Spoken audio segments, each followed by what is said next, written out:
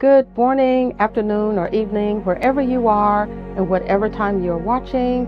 I am Dr. Pauline Lloyd, and this is Freedom's Well, where history, heritage, faith, and scholarship are our guides and truth prevails.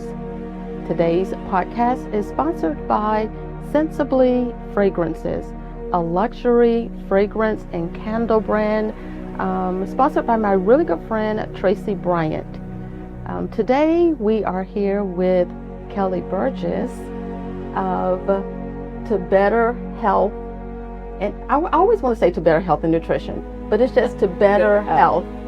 Correct. And Kelly is a nutritionist, and I just want to go ahead and you can just start by talking about yourself and a little about your business, and then we'll get into the conversation. Okay. Well, first of all, thank you so much for having me on your podcast. I am very grateful to be here. My name is Kelly Burgess, as you said, and the name of my practice, my private practice, my nutrition private practice is To Better Health. Been in practice for 15 years. That's 15 years of hopefully helping people enhance their health and do so much better for themselves, being able to live their lives the way they really and truly want to live them. And health, we know, is extremely central to that.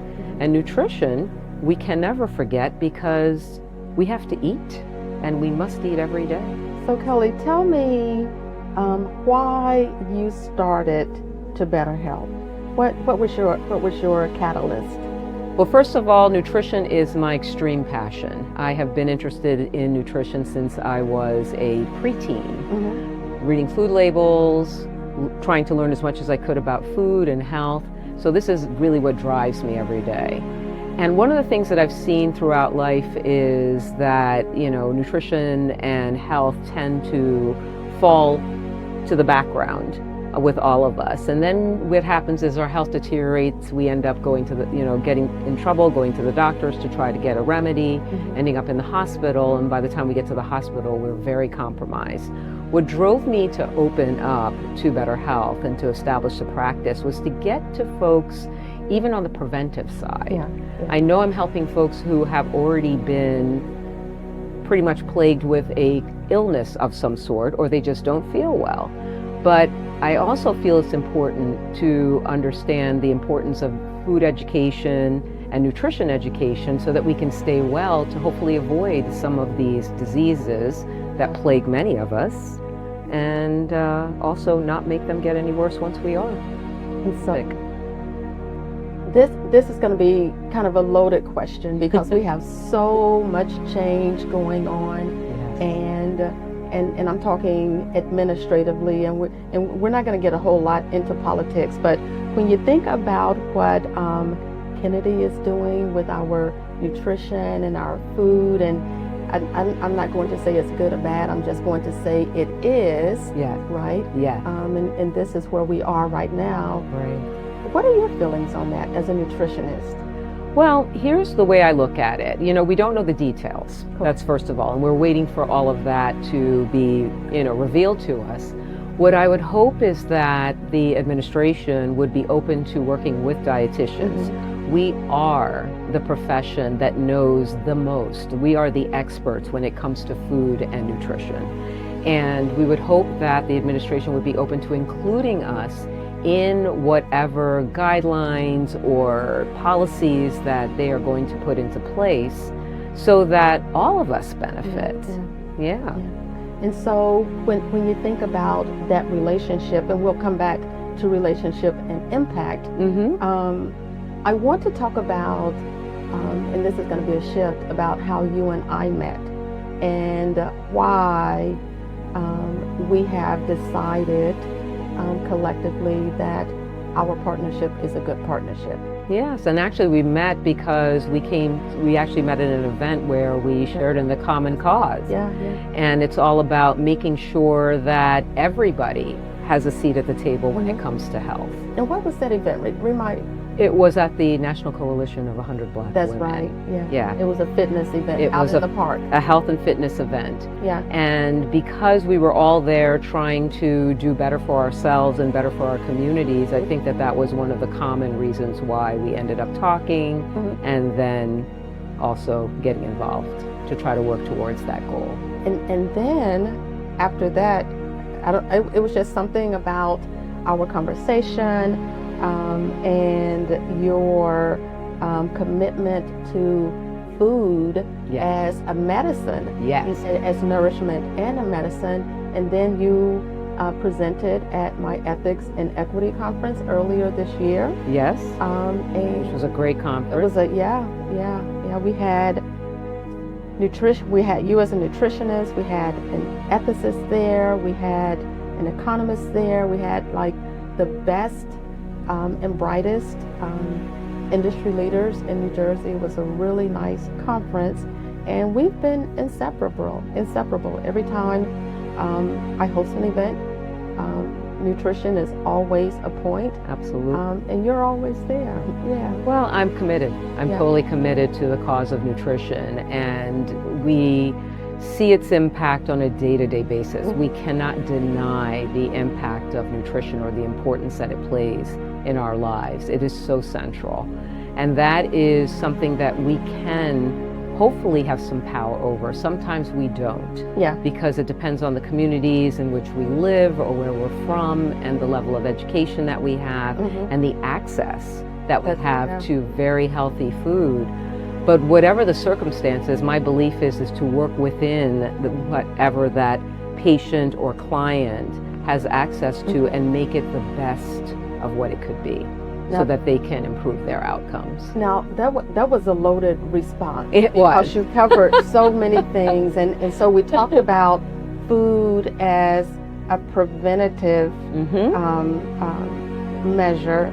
But and when you said that, I thought about most of the times when we talk about food as prevention, we're talking about prevention after something has happened, not early on when we're teaching our young people to eat healthy and providing them with the proper nutrition and the proper information.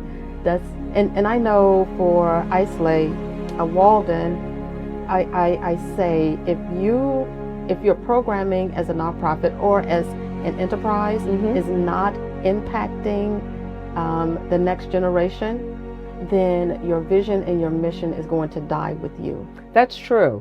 And it's amazing because it can happen at all different levels. It can happen with youth, and the education can actually also occur as an adult or even a senior citizen. My philosophy is it's never too late to learn about nutrition. Never. The only time where actually it is too late is after, we're moved on. But as long as we're here on this earth, there is something positive that we can do when it comes to food, and it can have a positive impact on our health. And that's the beauty of it, because it was put on this earth for a reason. Yeah. And I think more and more the medical field and the doctors, they're beginning to realize that. I was listening to something on NPR that was saying Parkinson's is preventable. Yes, it is. And they were talking about the environmental impact and the nutritional impact. So I don't know, There are many diseases which we in the past have always believed could not be prevented.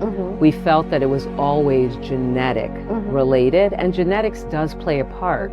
But believe it or not, lifestyle, food and lifestyle play a bigger part than genetics does. So even though our family members may be suffering from various types of illnesses and conditions, or may have passed away as a result of those conditions, it does not mean that we're next in line. That's right. And that is a powerful and positive message. So how do we get that message out, particularly to Black and brown communities, where if European America sneezes, then we get the freaking pneumonia.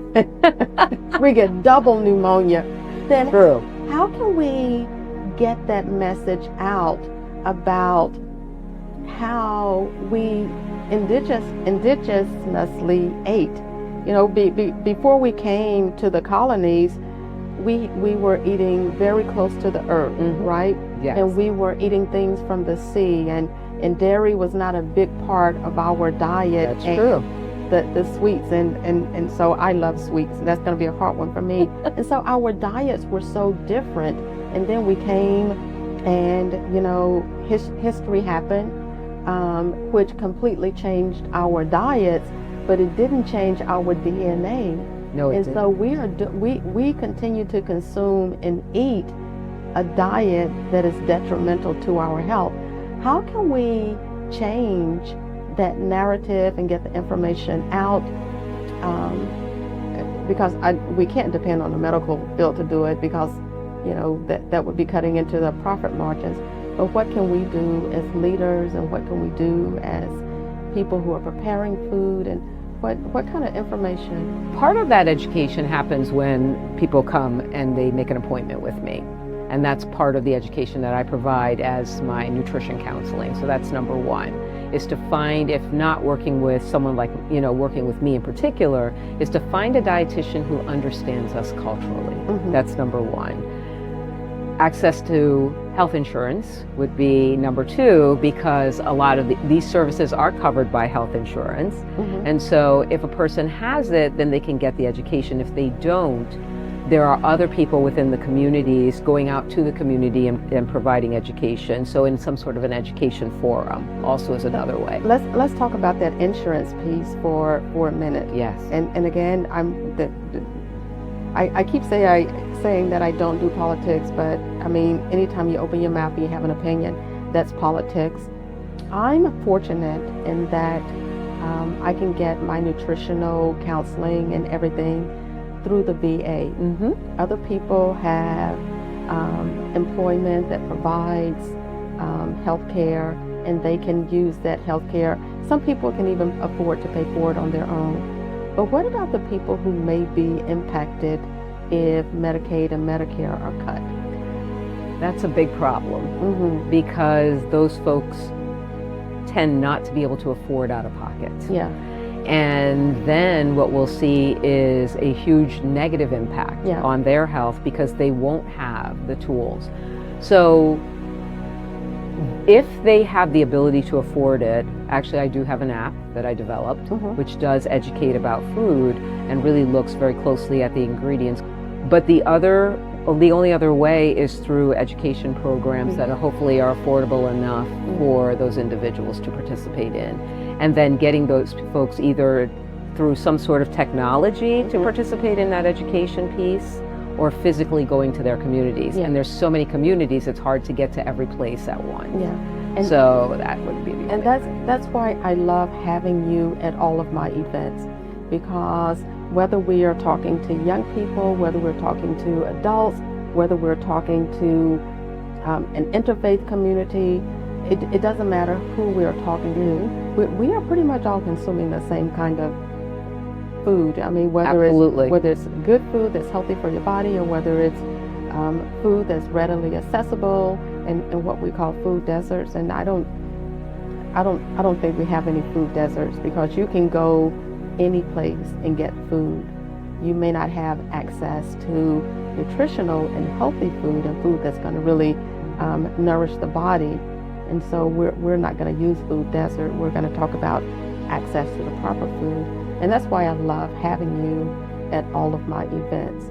And so let's talk about just some of the events that you have presented at, and just your feedback, your opinion about those events.